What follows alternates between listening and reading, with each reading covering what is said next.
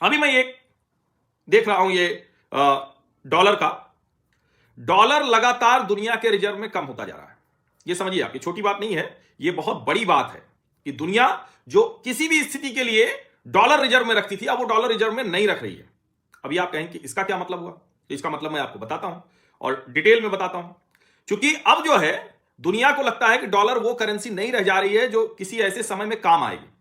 अभी एक रिपोर्ट है, the US dollar now represents less than 40% of global currency reserves, the lowest in at least 20 years.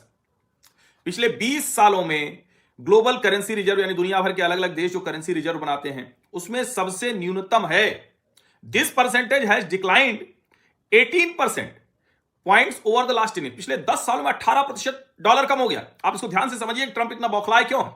अगर लोग currency reserve में dollar को रखते हैं तो डॉलर बढ़िया रहता है। अभी डॉलर सब अच्छा चल रहा है, दिख रहा है, लेकिन धीरे धीरे लोगों ने विकल्प खोजना शुरू कर दिया। Over the same period gold's percentage has increased plus 12 points to 28%, the highest since the early 1990s। यानी हर कोई सोना रख रहा है, डॉलर पर भरोसा लोगों का कम हो रहा है। इसका सीधा सा मतलब हुआ कि जो दुनिया भर में सोने की कीमतें चल रही हैं तो उसमें यह साइकोलॉजी काम कर रही है। Gold now accounts to for more global forex reserves than euro, yen and pound combined. यानी ये यूरो, येन और पाउंड सबको मिलाकर भी उससे ज्यादा वो है।